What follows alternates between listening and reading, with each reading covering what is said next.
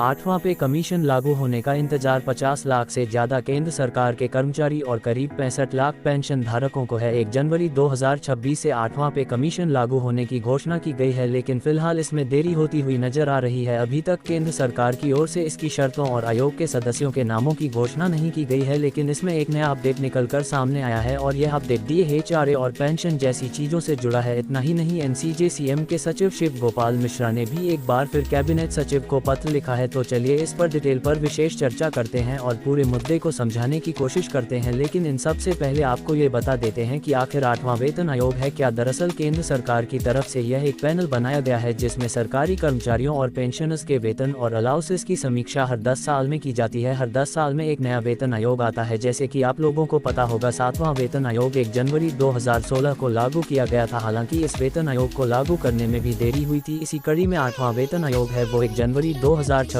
से लागू होने की संभावना है। 16 जनवरी 2025 को आयोग के गठन को मंजूरी दी गई थी। हालांकि अभी तक इसके सदस्यों की घोषणा नहीं की गई है और न ही अभी तक इसकी सभी शर्तें को भी पब्लिक नहीं हुई है। आइए जानते हैं कि 8वें वेतन आयोग की जानकारी की आखिर यह होता क्या है। अब DA पर क्या अपडेट है ये जान लीजिए। दरअसल DA अभी 50% से ऊपर हो चुका है। DA के 50% पार करने पर बेसिक सैलरी में इसे मर्ज कर दिया जाता है। इससे होता यह है कि इससे आपका बेसिक पे बढ़ जाएगा और DA दोबारा 0% से शुरू होगा। लेकिन आने वाले समय में DA की जो ग्रोथ है वो धीमी हो सकती है, ऐसा कई मीडिया रिपोर्ट्स में दावा किया जा रहा है। अब HRA और अन्य अलाउंसेस में बदलाव की भी तैयारी है। तो सरकार अब कुछ प्रमुख भत्तों की नई दरें और संरचना तय करने पर काम कर रही है। जैसे कि मेट्रो शहरों में HRA की दरें ज्यादा हो सकती हैं। पहले की तरह 24%, 16%, 8% कैटेगरी के आधार पर जो है HRA हो सकता है। वहीं दूसरी तरफ ग्रामीण और अर्धशहरी क्षेत्रों में काम करने वाले कर्मचारियों के ट्रैवल अलाउंस में भी बदलाव की संभावना है। इन कर्मचारियों के लिए ये जो बदलाव होगा, ये ट्रैवल अलाउंस होगा, उसकी कैलकुलेशन वो अलग अलग हो सकती है। इसी के साथ कुछ पुराने और अनावश्यक अलाउंसेस को हटाने पर भी काम इस वक्त चल रहा है ताकि सिस्टम को ज्यादा पारदर्शी और प्रैक्टिकल बनाया जा सके। अब सबसे बड़ी बात की शिव गोपाल मिश्रा ने पत्र में क्या लिखा है। तो 18 जून 2025 को कैबिनेट सचिव को शिव गोपाल मिश्रा ने पत्र लिखा था। उन्होंने लिखा कि जनवरी में DOPT यानी कि department of personal and training ने बताया था कि सरकार 8वां वेतन आयोग बना रही है। टर्म्स ऑफ रेफरेंस तैयार किए जा रहे हैं। कर्मचारियों की तरफ से सुझाव भी औपचारिक रूप से जमा कर दिए गए थे, लेकिन तब से लेकर अब तक न तो टर्म्स ऑफ रेफरेंस जारी हुए हैं और न ही कोई अधिसूचना जारी की गई है। सरकार की तरफ से कोई नई घोषणा भी इस पर नहीं की गई है, जिसके चलते कर्मचारी इस वक्त वह असमंजस में है। साथ ही उन्होंने ये कहा कि कर्मचारियों में चिंता भी बढ़ती जा रही है। शिव गोपाल मिश्रा ने अपने पत्र में लिखा कि सरकार ने साफ और टाइम बाउंड जानकारी नहीं दी है, जिसके चलते कर्मचारियों और पेंशनर्स में भ्रम और चिंता बढ़ रही है। लाखों कर्मचारी और पेंशनर्स अभी अपने भविष्य को लेकर असमंजस में है, क्योंकि फिटमेंट फैक्टर बढ़ेगा या नहीं इसके बारे में कुछ पता नहीं चल पा रहा और साथ ही अलाउंसेस में बदलाव होंगे या नहीं इसकी भी जानकारी निकलकर सामने नहीं आई है। तो ये कुछ NCJCM के सचिव हैं शिव गोपाल मिश्रा, उन्होंने अपने पत्र में बातें कही हैं। अब बात करते हैं फिक्स्ड मेडिकल अलाउंस में भी जो बदलाव है उस पर एक प्रस्ताव आया है। दरअसल स्कोवा यानी कि standing committee of voluntary agencies की 34वीं बैठक जो है वह 11 मार्च 2025 को हुई थी दिल्ली के अंदर। इस बैठक में यह बात सामने आई कि 8वां वेतन आयोग भी पिछली तरह वेतन के साथ साथ सभी प्रमुख भत्तों में संशोधन करेगा। स्कोवा एक ऐसी समिति है जो पेंशन भोगियों के हितों से जुड़ी समस्याएं सरकार तक पहुंचाती है। फिक्स्ड मेडिकल अलाउंस यानी कि FMA में भी बड़ा प्रस्ताव ये लेकर आए। इन्होंने कहा कि पेंशनर को अभी FMA के